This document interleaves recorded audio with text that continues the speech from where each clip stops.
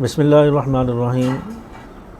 تمام ویورز کو السلام علیکم ورحمۃ اللہ وبرکاتہ۔ اللہ تبارک و تعالیٰ کا لاکھ لاکھ شکر ہے کہ اس نے ہمیں روزہ رکھنے کی توفیق عطا فرمائی اور روزے جیسی مقدس عبادت اور اس فریضے کو انجام دینے کا موقع عطا فرمایا، اور اللہ تعالیٰ نے توفیق دی، ہمت دی، اور جس کی وجہ سے ہم روزے رکھ رہے ہیں۔ اور روزے کا اجر و ثواب بہت زیادہ ہے، اس کا بدلہ بہت زیادہ ہے۔ روزے کے بارے میں آتا ہے حدیث پاک میں، یہ روزہ جہنم اور اس شخص کے سامنے ڈھال بن جائے گا۔ اللہ تعالیٰ سے کہے گا کہ اس شخص کو جنت میں بھیج، جہنم میں نہیں جانے دوں گا۔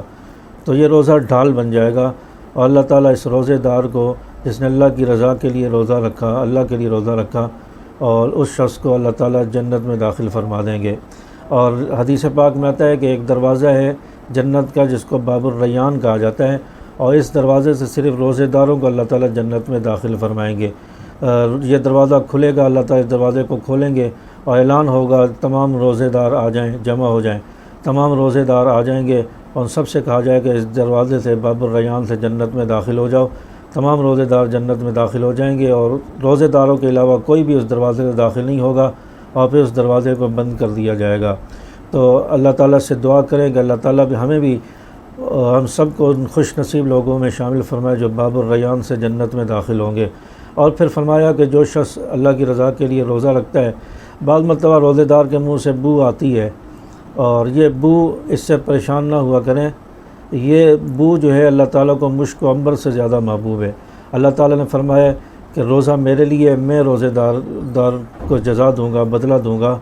تو اللہ تعالیٰ روزے دار کا بدلہ اپنے ہاتھ سے دیں گے، خود بنفس نفیس دیں گے، کیونکہ اللہ تعالیٰ کو روزے دار کے منہ کی جو بو ہے وہ مشک عنبر سے محبوب ہے، زیادہ محبوب ہے۔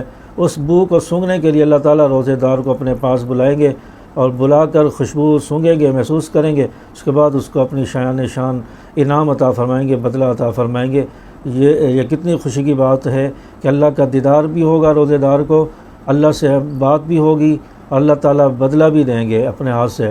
اگر کوئی بڑا آدمی کسی کو بدلہ دے اور کہا جائے کہ آپ کو وزیر اعظم صاحب انعام دیں گے، تو انسان کتنا خوش ہوتا ہے کہ انسان کا جتنا مقام اونچا ہوتا ہے، جتنا رتبہ اونچا ہوتا ہے، اتنا انعام بھی اسی کے مطابق ہوتا ہے، انعام بھی اس قدر بڑا ہوتا ہے۔